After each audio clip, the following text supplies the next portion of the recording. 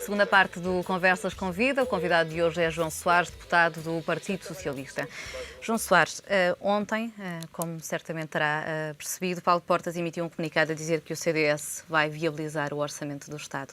Acha que Paulo Portas alimentou uma crise política ao ter ficado em silêncio há 3 dias? A crise política está aí. Qualquer que seja o voto que o CDS anuncia quanto ao Orçamento de Estado, a crise política é incontornável, é indiscutível em termos de visibilidade pública e resulta daquilo que se tem passado ao longo das últimas semanas, sobretudo desde aquela terrível conferência de imprensa, declaração que o Primeiro-Ministro fez no dia 7 de setembro. Ela está instalada e não é resolvida pelo anúncio de um voto, seja ele em que sentido for, do CDS. Portanto, para si, não é claro que o CDS vai votar a favor do Orçamento do Estado? Não. Ficou em aberto naquele comunicado? Não. Para mim é claro que se o Dr. Paulo Portas, que é o líder do CDS, com a presteza que lhe conhecemos enquanto líder do CDS, anunciou que vai votar favoravelmente, o Orçamento do Estado passa. Agora, isso não significa que a crise política tenha desaparecido. Eu acho que esse também é um dos sinais mais graves de imaturidade e de irresponsabilidade de que este poder que vamos tendo deu prova ao longo dos últimos tempos, praticamente desde que o governo foi constituído e anunciado. O Primeiro-Ministro não tem sabido congregar à volta dele vontades para que o país possa enfrentar as dificuldades com que está confrontado. E a prova que não tem sabido congregar essas vontades e estabelecer consensos e diálogo tem que ver com a forma como tem sido tratado o movimento sindical e nomeadamente a UGT, representada por João Proença, mas começa também... E a forma como tem tratado o PS? O Governo fala também que é necessário manter uma coesão social, uma coesão política. Se eu fosse egoísta, dizia-lhe que ainda bem, enquanto PS, ainda bem que eles nos têm tratado tão mal e têm revelado uma tanta falta de abertura para poder estabelecer consensos, porque na perspectiva egoísta do PS enquanto partido, isso é positivo. Porquê? Porque permite ao PS responsabilizar-se deste programa? O PS não é um partido que se desresponsabilize nunca de afastar-se, nada. para usar então outra palavra. Sabe assumir as suas responsabilidades. Mas eu queria voltar à questão do CDS. Eu acho que esse é um dos sinais mais inquietantes da incapacidade desta equipa governativa. A forma como são tão visíveis as desavenças entre o PSD e o CDS e esta crise que está instalada e que é indiscutível, porque é visível à vista desarmada. Mas acha que Paulo Portas... Não se tirou partido, e para lhe perceber que eu não estou numa lógica político-partidária a puxar apenas pelos galões do Partido Socialista e pelos méritos do Partido Socialista, eu digo, Paulo Portas é um dos políticos mais experimentados do atual governo, se não mesmo o mais experimentado e o mais capaz do ponto de vista político, e não tem sido utilizado como devia ter sido utilizado enquanto Ministro dos Negócios Estrangeiros e também enquanto Ministro de Estado, em todo o processo negocial em que Portugal devia ter estado ativamente envolvido, como digamos que uma das primeiras frentes de responsabilidade de um governo que está neste contexto nacional e internacional em que está Portugal, na negociação com a Troika. Ou com as instâncias da União Europeia e com o FMI. Paulo Portas tem estado a fazer outras coisas. Paulo Portas deveria assumir outra pasta? Oh, minha senhora, com todo o respeito para a sua pergunta, isso é matéria em que eu não me meto em circunstância nenhuma. Em primeiro lugar, porque eu não tenho responsabilidades. Paulo Portas numa pasta... Eu não vou traçar cenários nessa matéria. Eu limitei-me a dizer-lhe que me parece, a mim, pessoalmente, um dos quadros políticos mais capazes e mais experimentados e mais inteligentes do atual governo e que tem estado numa posição completamente marginal. Seria mais útil há 2 dias você não saber dizer-me... É isso que está a querer dizer. Paulo Portas seria mais útil Não estou a dizer nada disso. Não estou a dizer nada disso. Só estou a tentar perceber qual é que deveria ser o papel de Paulo Portas então no atual governo. Paulo Portas é Ministro dos Negócios Estrangeiros e Ministro de Estado. Onde é que Paulo Portas já foi chamado a dizer uma palavra ou a dar um contributo no processo negocial, que é a nossa primeira linha, deve ser a nossa primeira linha estratégica de responsabilidade, enquanto país, com as instâncias da Troika, e não apenas ao nível como diz o Miguel Sousa Tavares, do etíope, do careca e do alemão, Ou seja, mas ao nível das instâncias que mandam na União Europeia. Acha que o PSD nem sequer está a ouvir o parceiro de coligação? Isso parece-me óbvio para todos os portugueses. E, obviamente, que o CDS já o disse por várias vezes e por várias bocas, com toda a clareza. Isso parece-me óbvio. Isso é um sinal péssimo para o país. Eu não tenho nada a ver com este governo. Eu sou oposição firme, responsável, sensata, mas firme a este governo e às políticas que tem vindo a desenvolver, mas sou capaz de reconhecer que há ali gente capaz. Paulo Portas é, indiscutivelmente, uma das pessoas capazes. E acha que a coligação vai resistir a esta turbulência? Eu acho que não, sinceramente. Então qual é que é o cenário provável? Olha, se o Presidente da República fosse outra pessoa, ou fosse uma outra pessoa que eu não lhe sei dizer quem, seguramente que a situação não seria já hoje a que é. Com isso quer dizer que devia ser mais interventivo, Cavaco Silva. O estado de descrédito em que o Governo, ele próprio, e não pode atribuir responsabilidades à oposição qualquer que ela seja a do PS, seja a do PC ou do Bloco. O estado de descrédito em que o Governo, ele próprio, a partir do dia 7 de setembro, se colocou perante os portugueses, merecia uma intervenção diferente por parte do Presidente da República. Eventualmente, a consideração de outras soluções. Agora, o Presidente da República tem os compromissos e as ligações que todos conhecemos e com todo o respeito pelo papel que, apesar de tudo, tem desempenhado. Mas a verdade é que a situação do país exigiria um outro tipo de iniciativas por parte do Presidente da República. Dissolver este governo, convocar novas eleições? Eu só lhe queria lembrar que a Assembleia da República, há um ano e pouco, foi dissolvida por muito menos do que a situação em que estamos. Portanto, acha que Cavaco está a ser muito mais tolerante com este governo?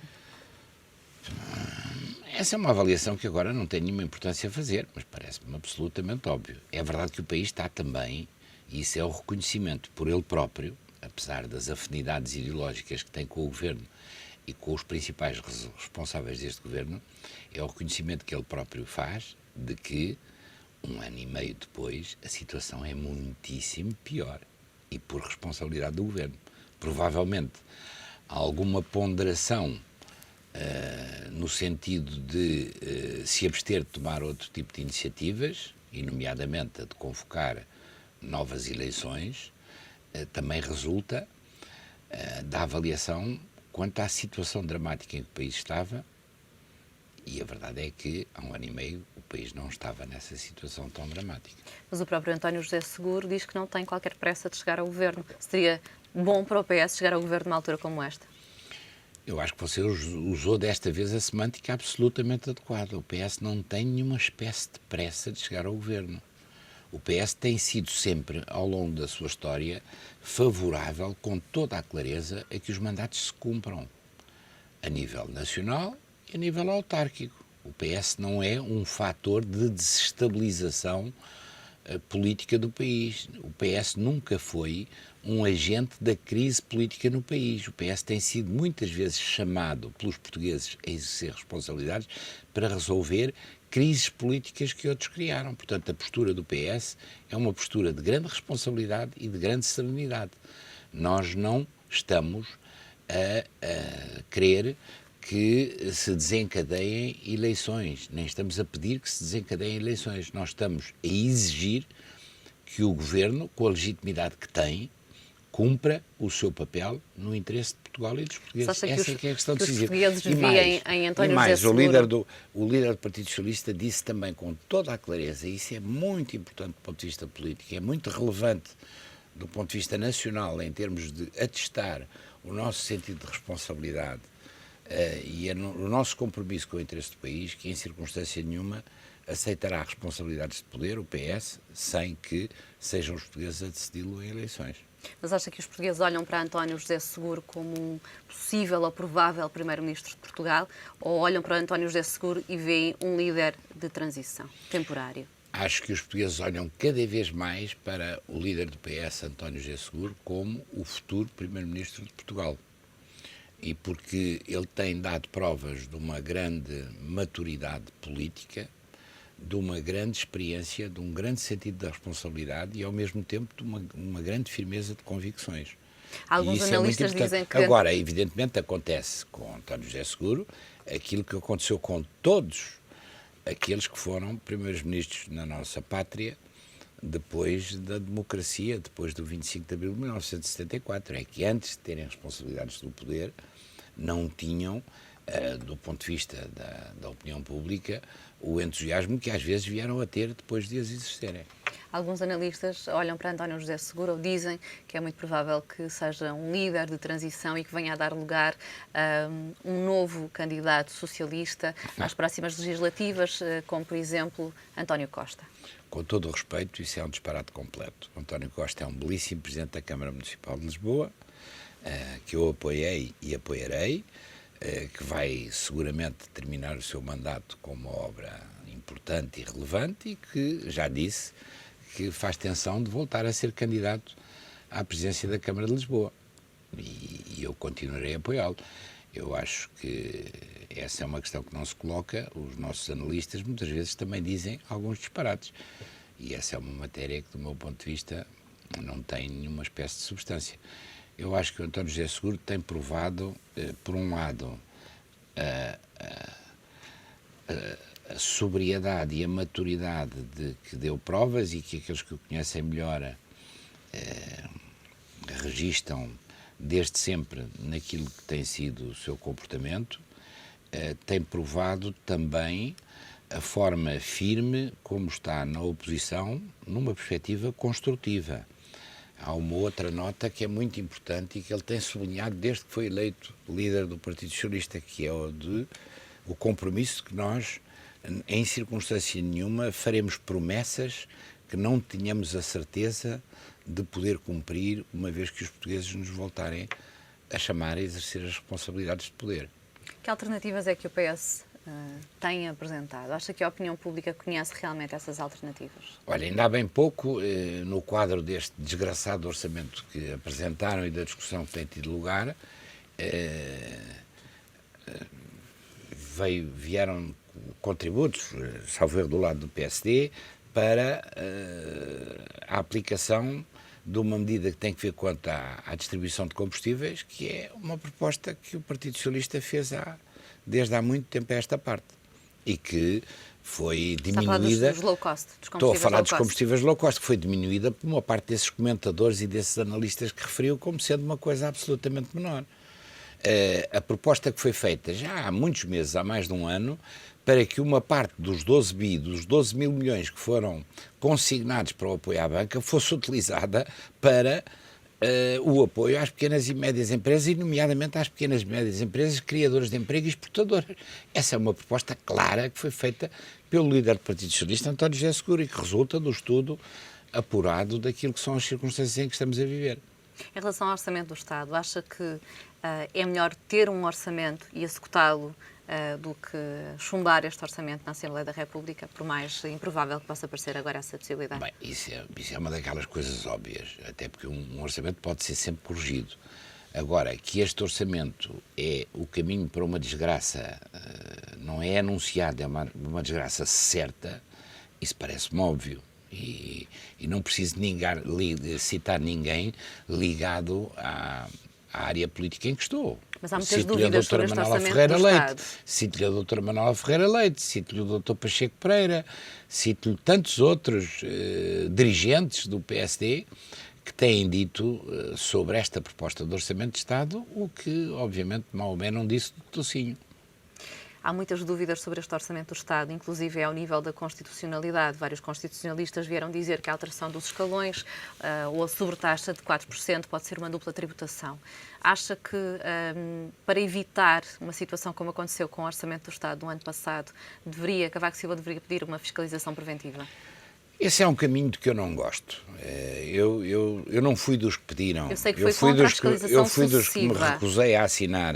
Por isso perguntava-lhe agora a preventiva para... Eu não creio que aqueles que têm a responsabilidade política dos vários órgãos de soberania devam escudar-se em decisões do Tribunal Constitucional. Eu tenho o maior respeito pelo Tribunal Constitucional, também frequentei a Faculdade de Direito de Lisboa por muitos anos, tenho até alguns amigos, ex-colegas, que estão ou já estiveram no Tribunal Constitucional, mas eu acho que há política o que é da política. A judicialização da política, seja ao nível autárquico, seja ao nível governamental, parece-me um caminho errado e continuo a persistir nesta avaliação que faço com inteira convicção e com sinceridade. Provavelmente estarei errado. Mas não considera importante perceber se as medidas que estão inscritas neste Orçamento do Estado vão ou não contra a Constituição? Sabe, eu tenho muito respeito pela Constituição, a Constituição de 75, mas apesar de ter esse respeito pela Constituição, acho que a nossa Constituição é o resultado do que foi a nossa história constitucional até 25 de abril de 1975 e depois com todas as revisões que foram feitas, mas... Está desatualizada.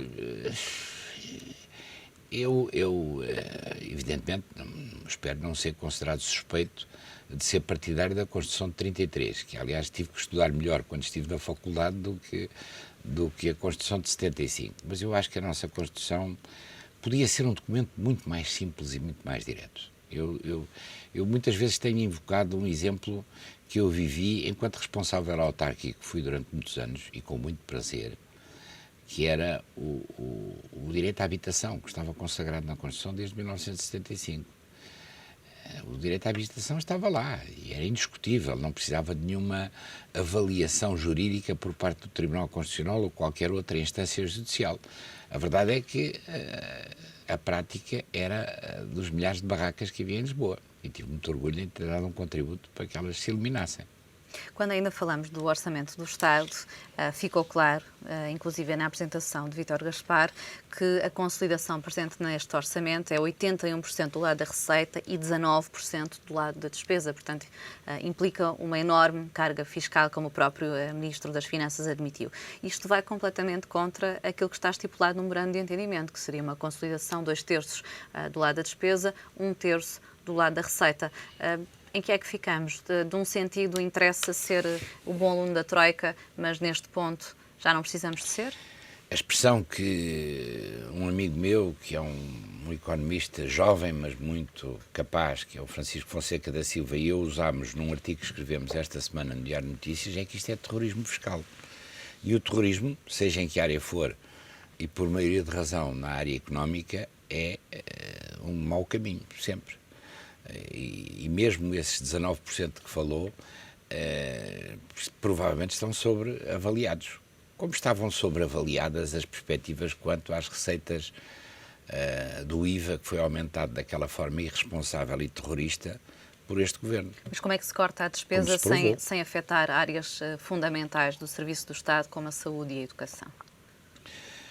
Corta-se a despesa cortando nas chamadas gorduras do Estado, que foram tão invocadas. E onde é que elas estão? De uma forma tão ingente e tão clamorosa pelos atuais responsáveis do poder, nomeadamente pelo Primeiro-Ministro Pedro Passos Coelho, quando ainda era líder da oposição, e que não estudou, não verifica-se hoje, não avaliou em termos de poder fazer os cortes que eventualmente se exigiriam. Portanto, no seu entender, essas gorduras na prática não existem? Existem. Eu conheço alguns casos em que há gorduras claras. Por exemplo?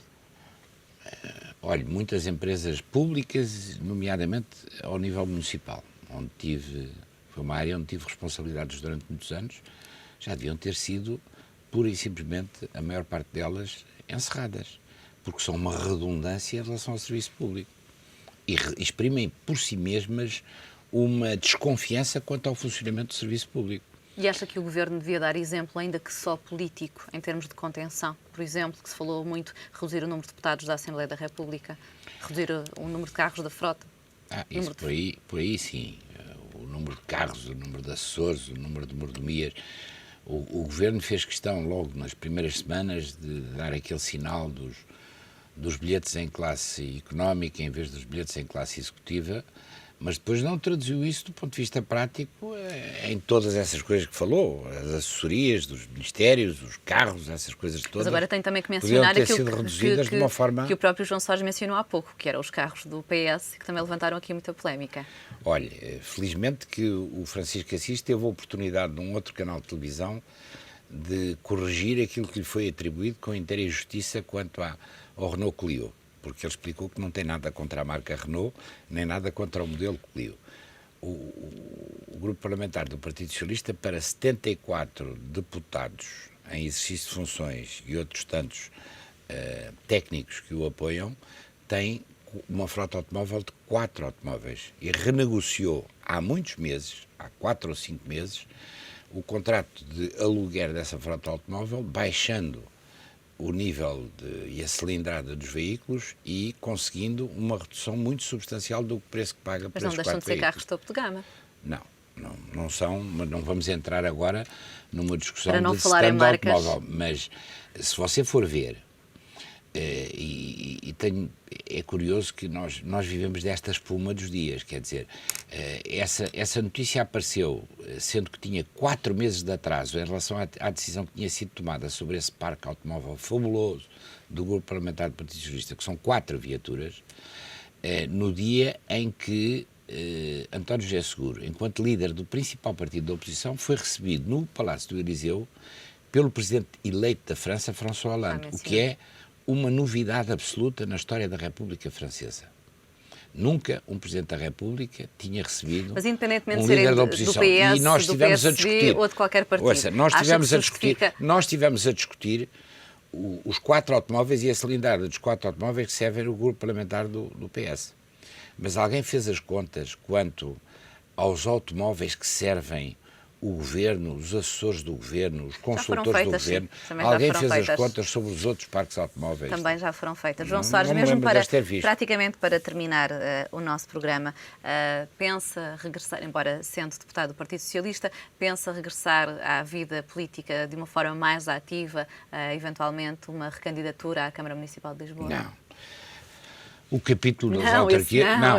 Nem pensar. É nem pensar, porque no que diz respeito às autarquias, devo dizer-lhe que tive 16 anos de trabalho autárquico e filo com um grande empenhamento, com grande paixão, mas também com grande prazer.